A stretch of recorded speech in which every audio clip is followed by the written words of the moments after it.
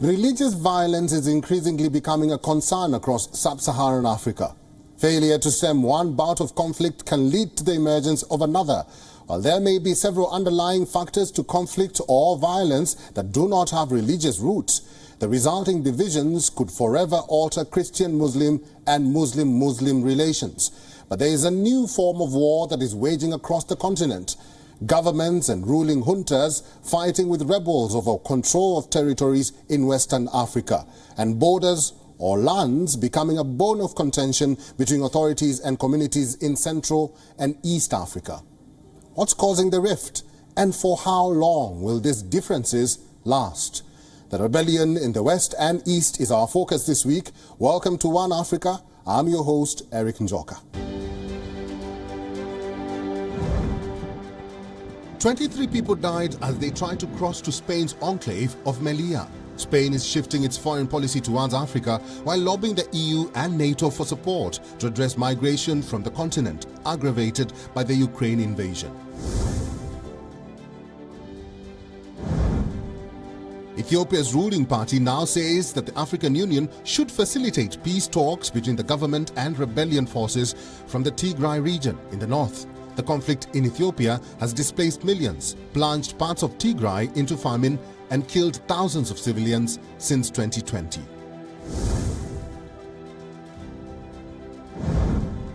A court in Malawi sentenced 12 people, including a Catholic priest, police officer, and a medical practitioner, to life imprisonment over the death of a MacDonald Masambuka, a man who was living with albinism. The suspects have been charged with extracting and transacting human tissue.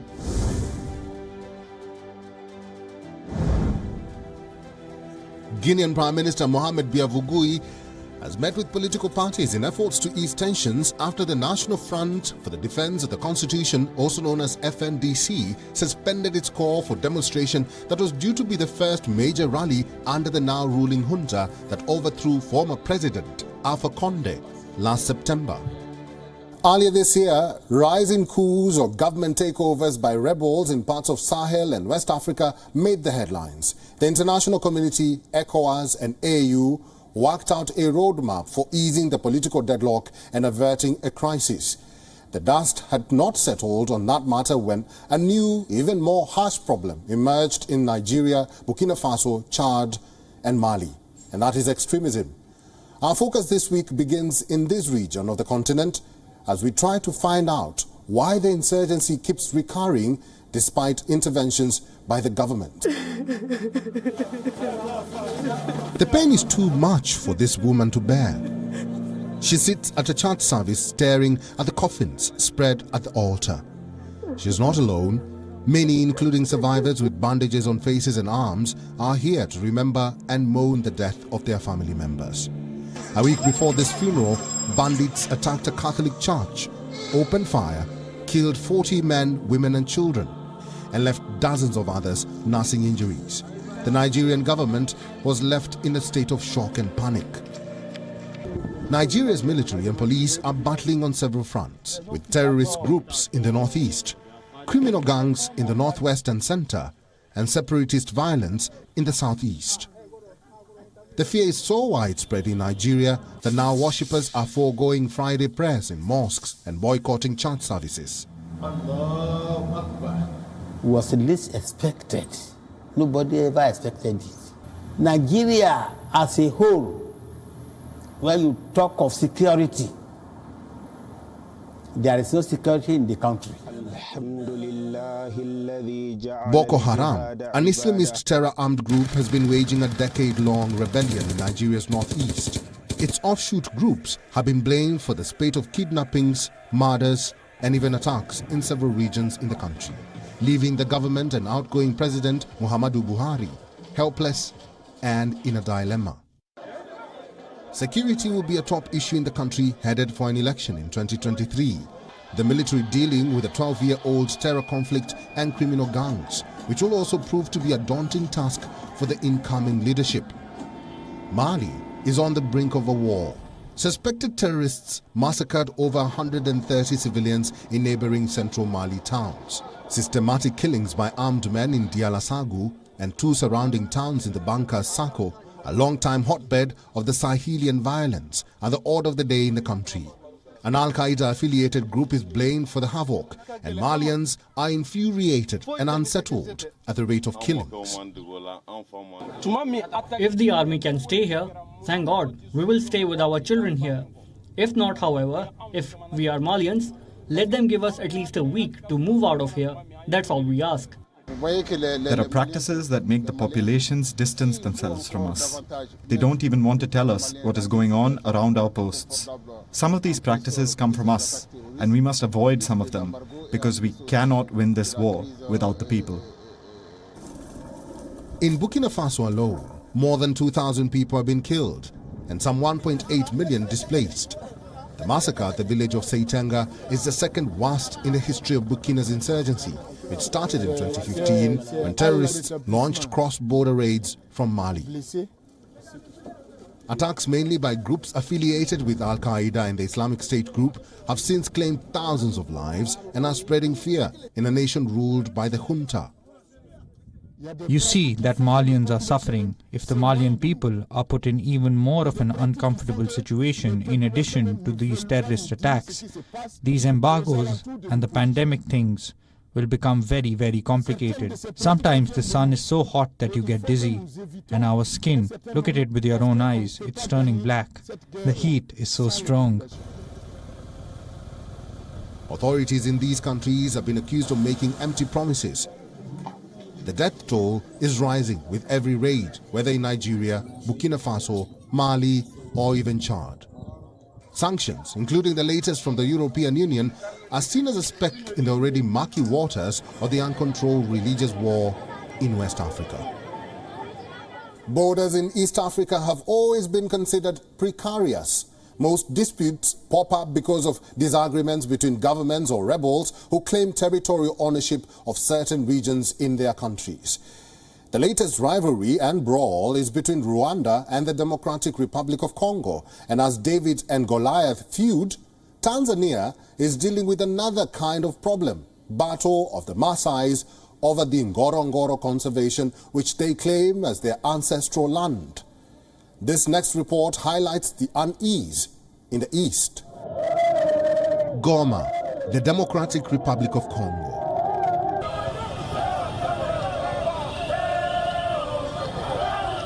Anger is in the air. Thousands of Congolese demonstrate against Rwanda's support for the M23 rebels and show their support for the armed forces of DRC, engaged on several fronts in the east of the country. Rwanda has been attacking us for 20 years now. Today we ask for the vigilance of the population. Today we all stand up for the cause of the nation, and we are behind the FARDC, our armed forces who are fighting to put the enemy out of action. Rwanda is attacking us, and today we tell Kagame to stop playing with the Congolese. Our government must know that the Congolese army is infiltrated. All these infiltrators must be driven out of the army and the police. If they succeed, then the DRC will have the strength to beat these Rwandan soldiers who are causing us so much suffering. The fury in DRC's capital is because of this. Clashes between the army and M23 rebels are leaving innocent people caught in the crossfire. In the village of Biruma, shells hit the local school and killed 2 children aged 6 and 7 on June 10th. In the neighboring village of Katale, shells pierced the tin roof of a school and destroyed 2 classrooms. The DRC accuses Rwanda of abetting the rebels, a charge that Rwanda denies, and both countries accuse the other of carrying out cross-border shelling. Weeks of violence have grown into a diplomatic face-off between the DRC and its neighbor Rwanda. The Rwandan President Paul Kagame is not pleased with the condemnation and accusations. The tension was threatening to break the peace in the region, and so Kenya's President Uhuru Kenyatta convened a meeting of the heads of state in Nairobi to try and quell the animosity. The presidents agreed to deploy a regional peacekeeping force to stabilize the region. However, residents in DRC are not pleased with the agreement opponents of troop deployment pointed to the checkered history that some of DR Congo's neighbors have in the war-torn east of the country. They instead called for reforms and reinforcements in the Congolese armed forces. Primarily a Congolese Tutsi militia, the M23 is one of more than 120 armed groups active in conflict-torn eastern DRC. The militia leapt to global prominence in 2012 when it captured Goma. It was forced out shortly afterwards in a joint offensive by UN troops and the Congolese army. The group took up arms again in late November last year, having accused the Kinshasa government of failing to respect a 2009 agreement that involved incorporating its fighters into the army. The latest fighting has sharply worsened relations between the DRC and Rwanda, which have been strained since the mass arrival in the eastern DRC of Rwandan Hutus accused of slaughtering Tutsis during the 1994 Rwandan genocide. The border still remains volatile. Ngorongoro, Tanzania, another battlefront in East Africa. The government is accused of violently trying to evict Maasai herders from one of the country's most popular tourist destinations. The latest friction between those who see certain African landscapes as a lucrative playground and those who simply call it home.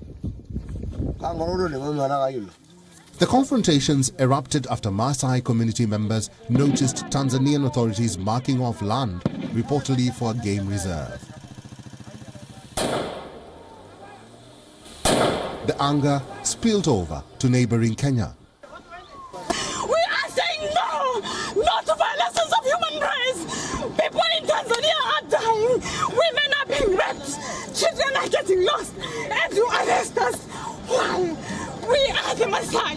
We will not agree! The rights of the indigenous community living in Tanzania, especially the Maa community, and we are not going to move an inch from our cradle land in Loliondo, in Simanjiro, in Kiteto, in Kilimanjaro. We are going to stay put. The planned game reserve would take up 1,500 square kilometers of 4,000 square kilometers designated as village land, meaning up to 70,000 Maasai communities and families could be displaced. The entire Ngorongoro Conservation Area is a UNESCO World Heritage Site, and UN experts have urged Tanzania's government to make sure any plans for the area meet human rights standards. Tanzania's government, including the tourism minister and prime minister, have said the goal for the disputed area is conservation and alleged that the growing number of Maasai and cattle on the land could put the conservation at risk. The dispute in Tanzania still persists. Now, a week ago, the world was stunned when Belgium returned a golden tooth to Congo as the only remains of one of the most revered political figures in the African continent, Patrice Lumumba. It's been over 6 decades since his death. What's more ironical is Belgium tried to right their colonial errors and wrongs when the king visited the DRC before the remains were released to Lumumba's family in Brussels. The conspiracy surrounding the assassination of the first prime minister of newly independent DRC to what was done to his body is as intriguing as his life. But who was Patrice Lumumba? Find out next. Lumumba had been steadfastly committed to Pan-Africanism, attending the All-African People's Conference in newly liberated Ghana in 1958. There was a sense of immediacy among the people gathered in Ghana to mobilize for independence, to regain control of their land and resources. This urgency accompanied Lumumba as he returned to the DRC. His election to office 2 years later took place with the support of people across the African continent, including Chad, Cameroon, Ghana and the Central African Republic. Lumumba was also determined to use the country's natural resources, which had been subject to decades of colonial and imperialist exploitation, for the benefit of the Congolese people. This angered the West, including the US and Belgium. The US were exploiting Congo's cobalt and uranium resources during the Cold War, Weeks after Lumumba's speech, then US President Eisenhower stated during a meeting of the National Security Council that the Congolese leader should be eliminated. Sure enough, just months after assuming office, Lumumba was overthrown in a coup, arrested, tortured, and then brutally killed on January 17, 1961 by counter-revolutionary forces backed by Belgium and the United States. He was only 35 years old. 2 days later, a group led by Belgian Police Commissioner Gerard Soiti exhumed Lumumba's body from a shallow grave, dismembered it, and then dissolved the body in acid. This was done to prevent any memorialization of his life and martyrdom. In a horrifying admission in 1999, Gerard Soiti not only confirmed his role in the assassination, but added that he had stolen and kept 2 of Lumumba's teeth and fingers as a type of hunting trophy. He claimed to only have a gold-crowned tooth in his possession at that time. After Soiti died, it was discovered in 2016 that it was his daughter who had kept the remains. The revelation sparked massive outrage. Following a complaint by the Lumumba family, Belgian authorities seized the truth. In September 2020, a Belgian judge ruled that the remains must be repatriated to the family. I don't just speak as the biological son of an idea. This is important for the Lumumba family, but also for the thousands, millions who believe in him. As an African, as a Bantu, he will be able to rest in peace. After 6 decades, the wait was over. The Congolese were eager and anxious to see what remained of their leader. Thousands thronged the airport, wept and cheered as the casket disembarked the huge plane.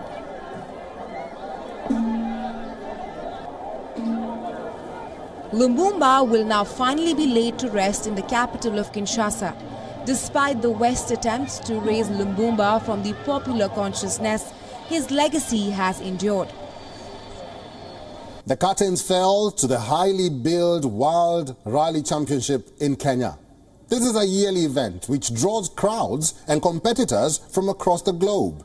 Here now are the highlights and the fascinating scenes from this year's WRC in Hell's Gate.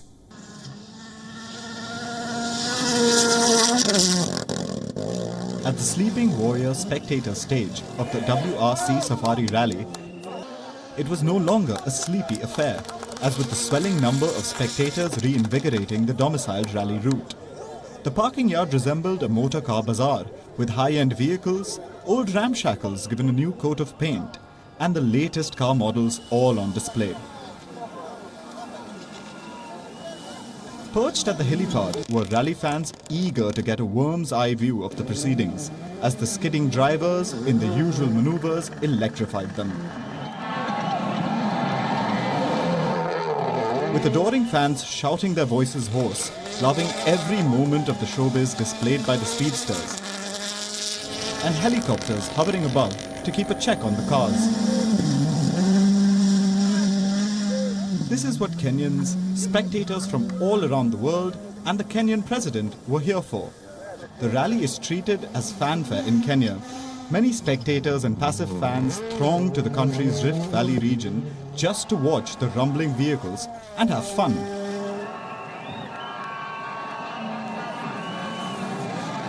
Finnish driver Kalle Rovanperä capitalized on teammate Sebastian Ogier's misfortune to lead after Safari Rally Kenya's vicious opening leg on Friday. Rovanperä ultimately won the race. His Welsh teammate Elfyn Evans finished second, 52.8 points behind. Rovanperä and Evans's Toyota team managed to sweep the top 4 places in the championship. The last time Toyota managed a 1-2-3-4 finish was at the same event in 1993. I have to say this was the hardest rally I've ever done, and to be honest, we have to just thanks the team. 4 cars like this, no issues. Clearly the strongest and fastest car. The team did a great job. In dry and dusty conditions, many of the drivers believe their toughest challenge is still to come, with the Wolf Power Stage finale, after a grueling event in Kenya. And before we ramp up this episode, here's some love from Sudan. A group of artists in Sudan are on a mission to give a voice to Sudan's long marginalized eastern communities, such as the Beja people, through music. The Beja are a group of nomadic herders and shepherds whose language, culture, food, and music is unique. Take a look.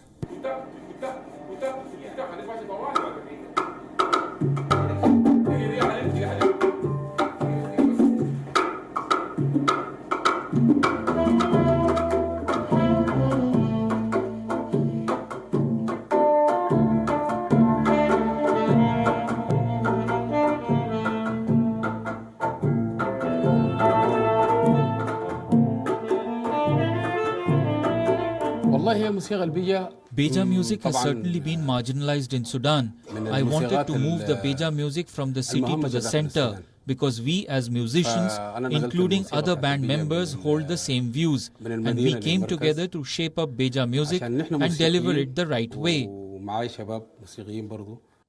I wanted to help Beja music because it is similar to our tribes in North Darfur, meaning it's also on the sidelines. The Beja tribe is extremely marginalized, and they have a rich heritage similar to that of Darfur.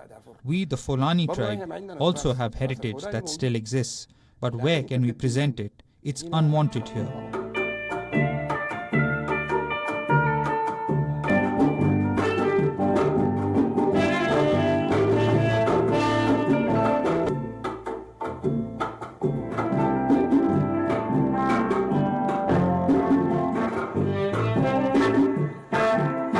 Our main vision and goals is to promote the Bajan music so it won't be wiped out through the years, upcoming years. And the other thing is that we would like to introduce it in Sudan, in Africa, Middle East, and worldwide.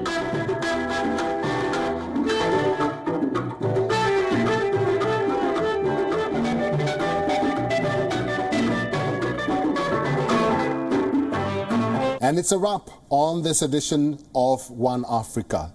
Thank you very much for your time and for watching. Remember to talk to us. Tweet at WION News with the hashtag One Africa and tell us what you would like to see in our future episodes. Until next week, my name is Erik Njoka. Goodbye for now.